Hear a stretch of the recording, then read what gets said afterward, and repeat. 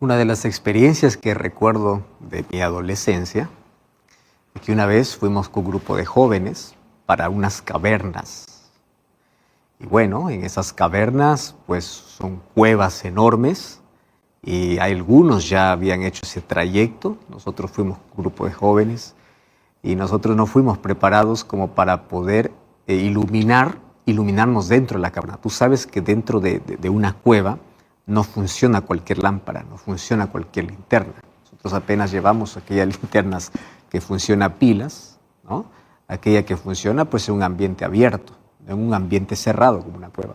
Fuimos un grupo de jóvenes, entramos allí y tú sabes aquel espíritu aventurero que uno tiene y cada vez uno dice vamos a descubrir un poquito más y nos vamos adentrando y adentrando y adentrando. Y llegó un momento que nuestras pequeñas lámparas o linternas de mano se apagaron. Y cuando las linternas se apagaron, querido, en la oscuridad, el silencio es ensordecedor. ¿Alguna vez te has sentido ensordecido por el silencio? A veces pensamos que es el ruido que ensordece, no, también el silencio, ese silencio profundo. Pero sobre todo aquella angustia que estás dentro de ti, aquel nerviosismo, porque sin luz no sabes por dónde llegaste, no sabes dónde estás, tú no estás ubicado en nada, no sabes nada.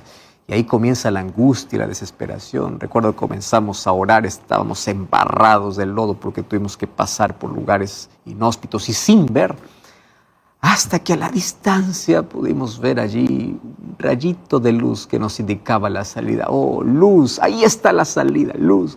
¿Cuántas veces en la vida me he sentido como aquella vez en una caverna? En la oscuridad, en el silencio. Y en ese silencio parece que estamos abandonados. A veces nos sentimos hasta que Dios no está aquí con nosotros. ¿Te has sentido alguna vez así? En una cueva oscura en la vida, todo es oscuro. Tú dices, aquí no hay salida, aquí acabó más, no acabó. Siempre hay salida. Y siempre a través de la oración podemos encontrar la salida, porque Dios siempre está allí y está a nuestro lado para iluminarnos, para guiarnos, para ayudarnos a encontrar la salida. Ahora fíjate, ¿cuánto necesitamos de la luz en nuestra vida? Y ¿cuántas veces nos hemos sentido allí una terrible oscuridad? Ahora, la oscuridad ya nos produce miedo. Sin embargo, existe una oscuridad mental. Y la oscuridad mental es peor todavía que la oscuridad física. Existe la oscuridad espiritual, que es más terrible. Sentimiento de vacío, sentimiento de no sabes de dónde vienes ni a dónde vas. ¿Sabes que la oscuridad mental o espiritual puede anular completamente la visión de la vida?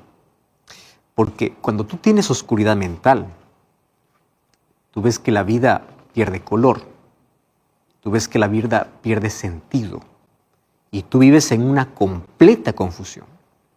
Y allí en medio de esa oscuridad mental, oscuridad espiritual, pues se van a levantar siempre preguntas. Y esas preguntas de ¿por qué vivo? ¿Qué hago aquí? ¿Cuál es mi futuro? Y vives ansioso, ¿cuál es el futuro de todo? Y allí pueden venir las preguntas existenciales. ¿Dónde está Dios? Si Dios es bueno, ¿por qué tanto dolor? ¿Por qué sufrimiento? ¿Por qué permitió esto? Y todo eso comienza a nublar nuestra mente. Y una mente nublada puede caer pues fácilmente en depresión, puede caer en una enfermedad mental, puede ser una de las causas, una de las razones por las cuales te quiebras. ¿Tú ya te sentiste en la vida? Que amanece, el día está lindo, el día está iluminado, pero tú sigues en oscuridad. Dentro de ti se está viviendo la mayor oscuridad. Y allí comienzan aquellas preguntas, ¿qué cosa es lo que tengo que hacer? No tengo paz. ¿Dónde encuentro paz? ¿Dónde encuentro el éxito para mi vida? Y frente a todas estas dudas que día a día van oscureciendo el alma, cuando hablo del alma estoy hablando del ser completo, todas las áreas de la vida, quiero que sepas que hay una respuesta inspirada. Y esa respuesta presenta la luz indispensable para todo ser humano. Esa es la luz que un día el salmista David señaló cuando escribió Salmos, capítulo 119, versículo 105, y dijo: lámpara es a mis pies tu palabra, y es una luz para mi camino. O sea, cuando me siento a oscuras en la vida, cuando tengo miedo, porque la oscuridad trae miedo, trae angustia, trae sentimiento de soledad, sentimiento de abandono. Entonces dice, cuando yo tengo miedo, yo sé que tengo una luz. La luz me guía, me indica cuál es la salida, cuál es la solución. En medio de mi confusión mental, en medio de las sombras de la vida, yo tengo una luz. Y dice, tu luz, tu palabra es una luz para mi camino. Entonces, la palabra de Dios es la fuente de luz espiritual. Y quiero decirte que la Biblia es el único libro que puede resolver las mayores intrigas, los grandes dilemas del ser humano.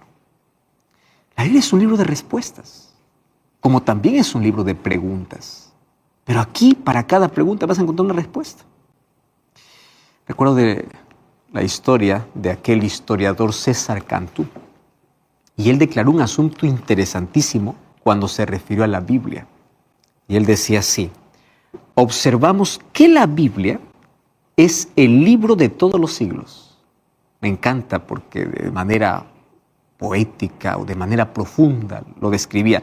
La Biblia es el libro de todos los siglos, es el libro de todos los pueblos, es el libro de todas las situaciones, que tiene consuelo para los dolores, cánticos de alegría para todos los placeres y verdades para todos los tiempos. Extraordinario, ¿no? Y no solo él. ¿Te acuerdas tú de Gabriela Mistral, la poetisa chilena que ganó el Premio Nobel de Literatura? Cuando ella escribió en un ejemplar de una Biblia que tenía, ella escribió lo siguiente: libro mío, libro en cualquier hora bueno y amigo para mi corazón. Un libro que es mi fuerte y poderoso compañero. Y si nosotros nos ponemos a analizar, hay grandes hombres y mujeres en la historia que ellos hicieron de la Biblia su luz, comenzando por presidentes de grandes países, por científicos, por hombres que dejaron un gran legado, que ellos consideraron a la Biblia como la fuente de luz.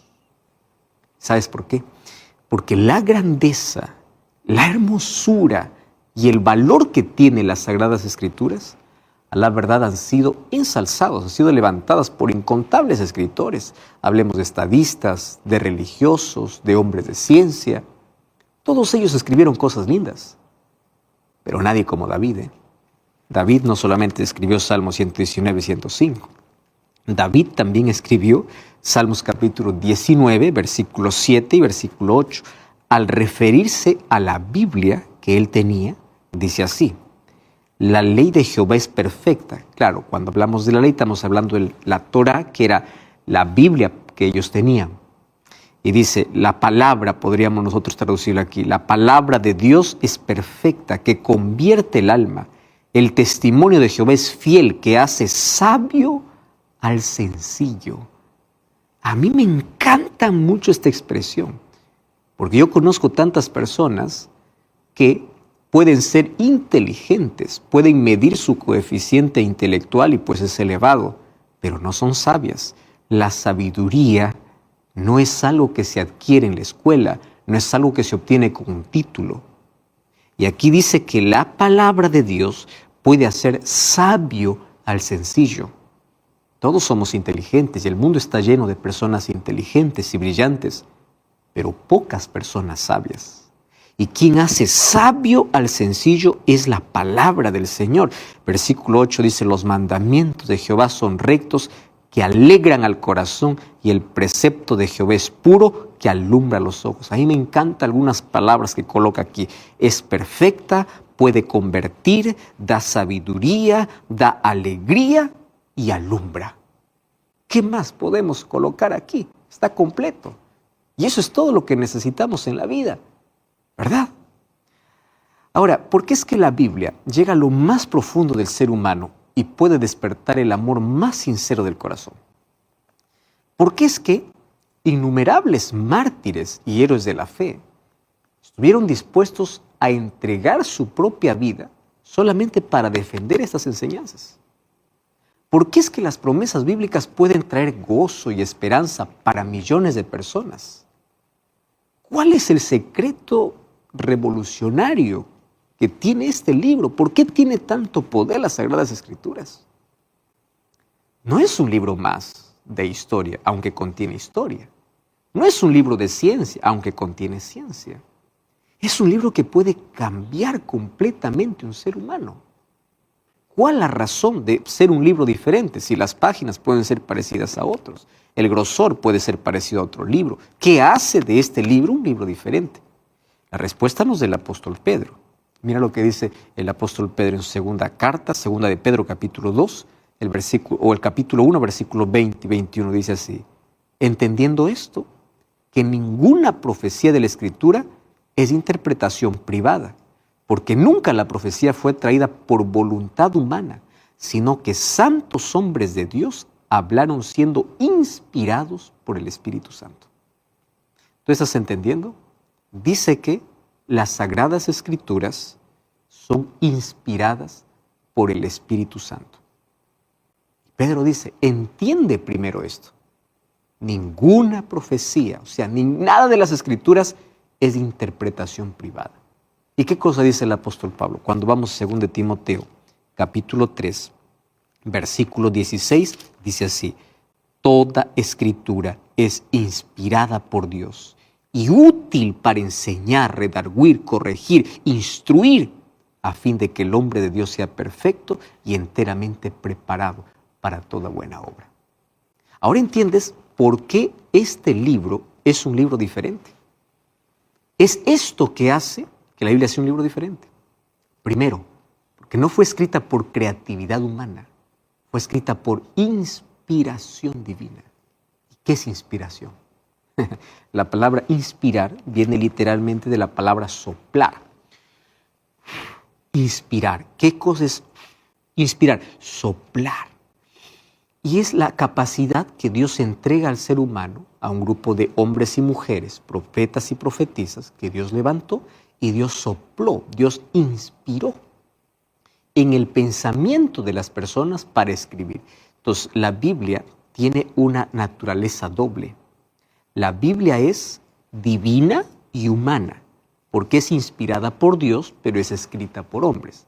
Por eso vas a encontrar algún tipo por allí, error en alguna palabra, no en el mensaje, en algunas palabras, ¿correcto?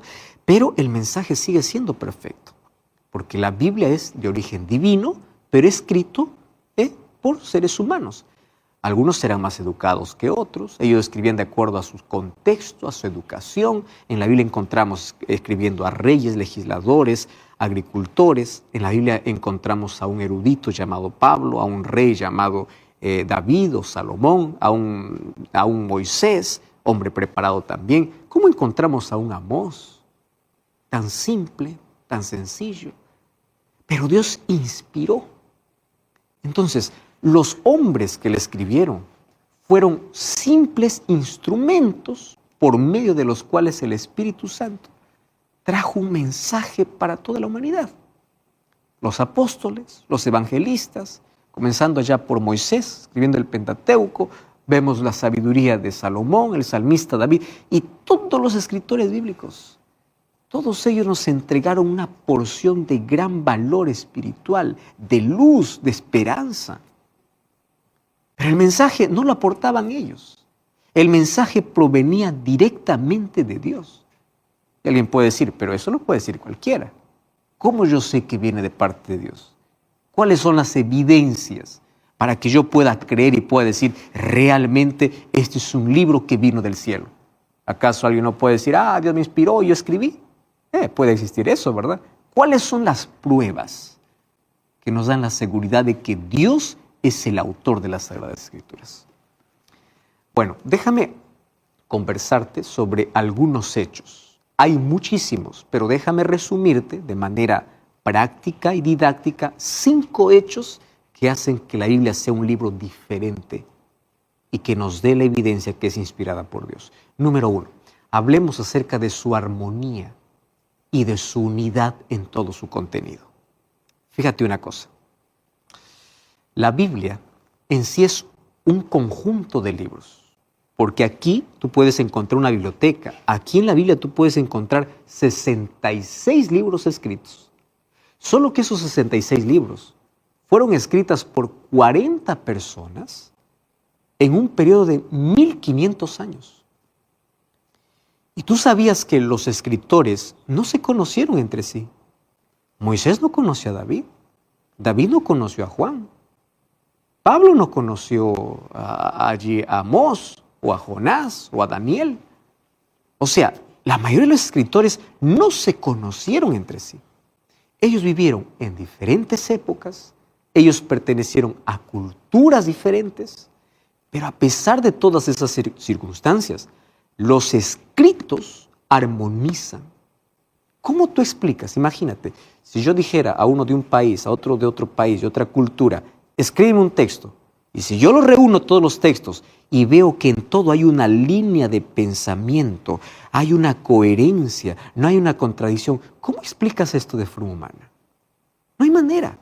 Entonces, el hecho de que la Biblia revele una unidad mostrando el carácter de Dios y el plan de salvación, revela que vino de parte de Dios. Tú vas a encontrar en la Biblia, claro, diferentes estilos, pero todos hablan del mismo plan, todos hablan del mismo Dios, todos exaltan las mismas normas de conducta y todos coinciden en presentar el tema básico de la Biblia. ¿Cuál es el tema básico? El amor de Dios hacia la humanidad. ¿Cómo se salva el ser humano? Entonces, esta unidad de pensamiento y de propósito solo se explica cuando aceptamos que es Dios quien inspira, porque humanamente no tiene explicación tener 66 libros escritos en diferentes tiempos, en 1500 años, por 40 personas diferentes, que tenga una coherencia. Es ilógico desde el punto de vista humano. Pero hay una segunda razón, y la segunda razón es su permanencia. Tú sabes que en la historia no existe un libro que haya sido quemado, perseguido, encadenado, destruido. Satanás siempre quiso destruir la Biblia. ¿Por qué este libro puede ser tan amado y tan odiado al mismo tiempo? Porque no es un libro común. No es un libro común. Y a pesar de todo eso, su permanencia me indica lo que dice Isaías capítulo 40, versículo 8. Allí dice, sécase la hierba, marchítase la flor, mas la palabra de Dios permanece.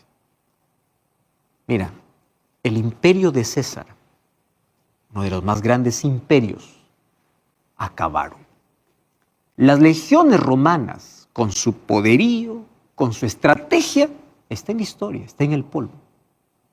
Hablemos de Napoleón, hablemos de aquellos hombres que en su tiempo pues diseñaron el camino, aquellos que en la historia deslumbraron, todos han desaparecido.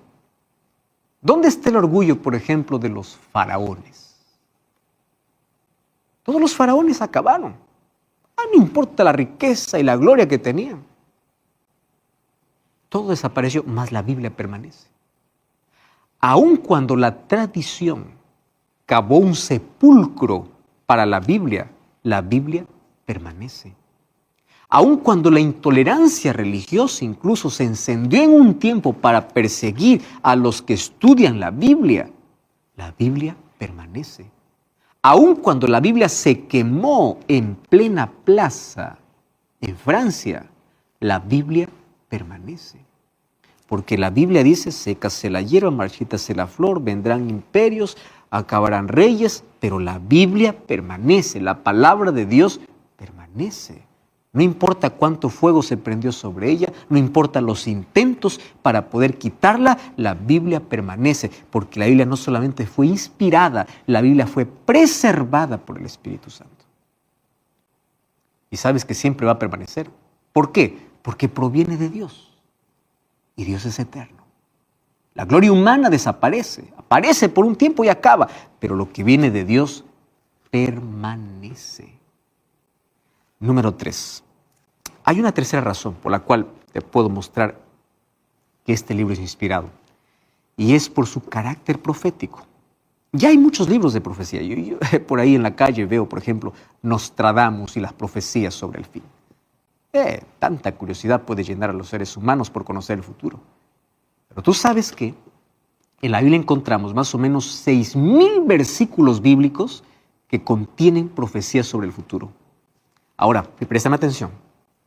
Todos ellos se han cumplido en su tiempo, algunos están cumpliendo y otros están por cumplirse. Por ejemplo, una de las profecías más admirables anticipa la venida de Jesús a la tierra como Mesías y Salvador del mundo. ¿Tú sabías que en la Biblia se predijo su nacimiento, su vida, los milagros, su muerte, su resurrección y su ascensión a los cielos antes de que Jesús naciese? Por ejemplo, más de 500 años antes, el profeta Miqueas ya habló de que Jesús nacería en un pueblo que se llamaba Belén, Miqueas capítulo 5, versículo 2. Más de 700 años antes ya se hablaba de que Jesús iba a ser vendido por 30 piezas de plata. El profeta Isaías ya hablaba acerca de cómo sería su muerte. Entonces, ¿quién iba a mostrar el futuro si esto no viene de parte de Dios? Y si tú analizas Daniel capítulo 2, vas a encontrar que Daniel vivió en el siglo 6 a.C., pero Daniel profetizó en su libro que solamente habría 4 imperios. Él apenas vivió 2 imperios. ¿Cómo sabía que no se levantaría un quinto imperio? Y él dijo que los imperios en la humanidad hasta que Jesús venga sería el imperio babilónico, el imperio romano, medo-persa, griego y romano. Y después de eso ya no hay más imperios. Ya intentaron levantar un nuevo imperio, no se levantará, porque el quinto imperio será el imperio de Cristo, el imperio eterno. Entonces, ¿cómo es que se adelanta la profecía? ¿Cómo es que la Biblia puede decir, antes que la ciencia diga que la tierra es redonda, ya se adelantaba la Biblia diciendo que Dios sostiene el círculo de la tierra? Inspirada por Dios. Número 4. Tú sabes que su mensaje es para todos. La Biblia es el libro universal, dirigido al corazón del hombre, porque ¿quién es el único que puede entender todo anhelo del ser humano? Entonces el contenido de la Biblia responde a cada necesidad humana. Por eso es que en la Biblia vamos a encontrar consejos, instrucción para todos, para el joven, para el niño, para el adulto, para el anciano, para el médico, para el agricultor, para el educado, para aquel que no es. Hay palabras oportunas para el pobre, para el rico, para el adolorido, para aquel que pierde a alguien, para aquel que está feliz. También hay.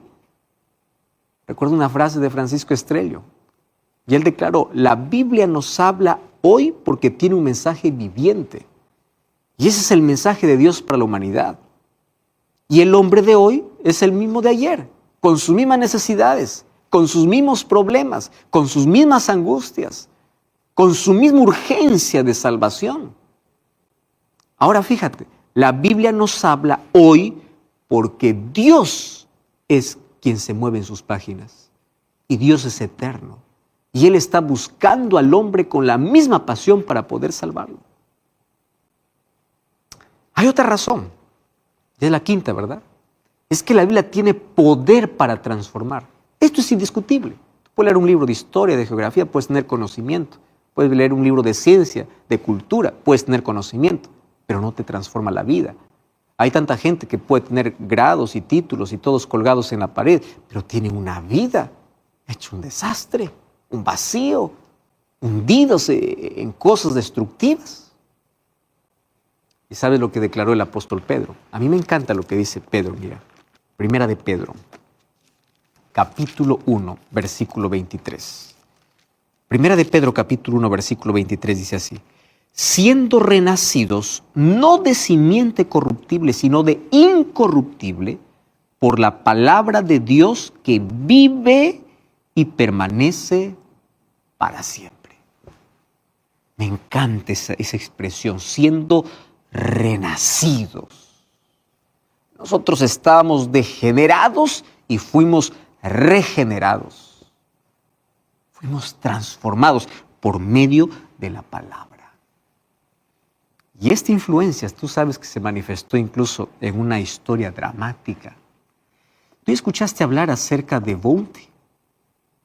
que era el navío inglés cuya tripulación se sublevó en el año de 1789. Y bueno, allí dio lugar a uno de los acontecimientos más notables en la historia del Océano Pacífico. Dice que los 9 amotinados allí desembarcaron en una pequeña isla llamada la isla del Pitcairn o Pitcairn. Y uno de los marineros descubrió cómo hacer licor. Y a partir de allí comenzaron los vicios, peleas entre ellos. A cabo de un tiempo solo quedó un hombre llamado Alejandro Smith. Unas pocas mujeres y algunos niños ahí en la isla. ¿Qué hizo Smith? Un día se interesó en la Biblia que habían sacado del barco antes de destruirlo. Comenzó a leer la Biblia y comenzó a compartir allí con ese grupo y allí se produjo el milagro. Fue como si todas aquellas personas hubiesen nacido de nuevo. Renacieron literalmente. En el año de 1803, cuando llegó a aquella isla el navío Topaz de la Marina norteamericana, encontró que en esa isla había una comunidad próspera, una comunidad feliz, donde no había delincuentes ni cárceles. Una comunidad cristiana. ¿Cómo comenzó todo? Porque una Biblia fue encontrada y comenzaron a vivir los principios de la Biblia. Por eso es que las Sagradas Escrituras son poderosas para transformar al ser humano. Tiene un poder sobrenatural. Nadie que va con sincero corazón a la Biblia termina igual. Sus ideas, sus verdades, sus promesas, todo esto revoluciona la mente, toca el corazón, imparte vida, porque viene de parte de Dios. Y a mí me encanta porque cuando habla acerca de ese poder, tú sabes que el apóstol Pablo escribió en el libro de Hebreos, capítulo 4, versículo 12. Y allí dice, porque la palabra de Dios es viva y eficaz, más cortante que toda espada de 2 filos, penetra hasta partir el alma y el espíritu, las coyunturas y los tuétanos, discierne los pensamientos y las intenciones del corazón. Es un libro que transforma, que toca las fibras más íntimas, que penetra los cuartos más oscuros de la vida, que cura las heridas internas que nadie conoce. ¿Para qué fue escrita la Biblia? Número 1, para darnos esperanza. La Biblia es el único libro que nos enseña con claridad cuál es el camino que debemos tomar. Nos enseña quién es Cristo, que sin Él la vida en este mundo no tiene significado. La Biblia nos ofrece una visión clara acerca del futuro. Y cuando tienes una visión clara del futuro, ya no tienes miedo. La Biblia nos indica qué cosa va a venir sobre este planeta para que cuando las cosas lleguen no nos asusten.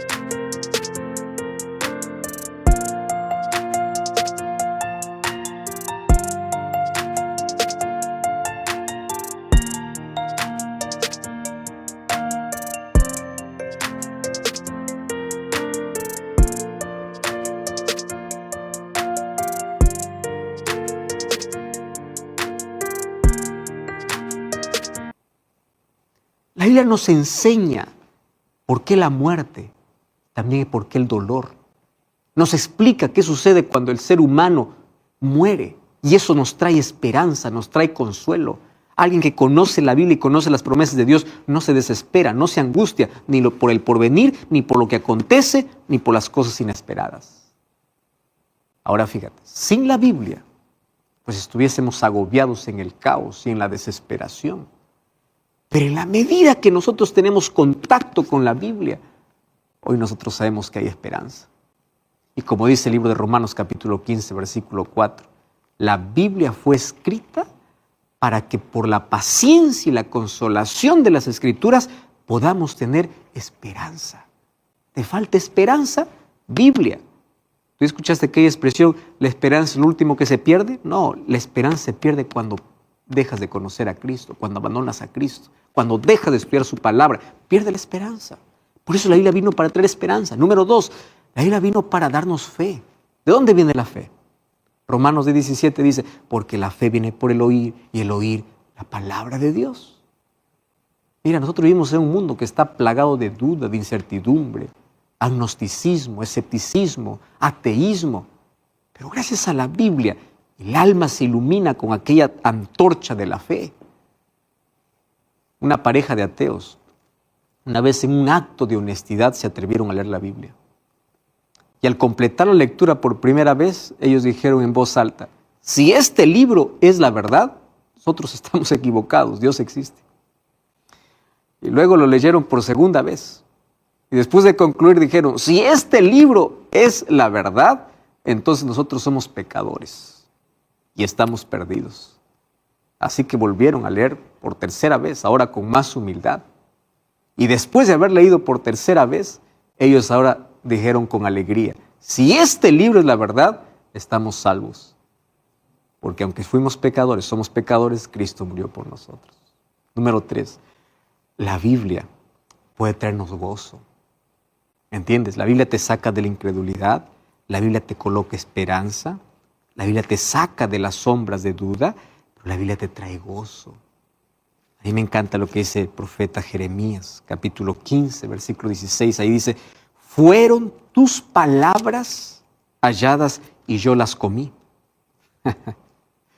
Y tu palabra me fue por gozo y alegría de mi corazón, porque tu nombre se invocó sobre mí.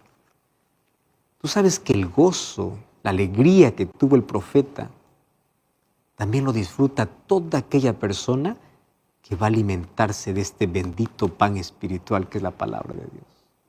Hay una cuarta razón por la cual la Biblia se escribió, y es para comprender y recibir la verdad. Este es el libro de Dios, donde se presenta de forma clara y sencilla la verdad. La verdad es única y eterna.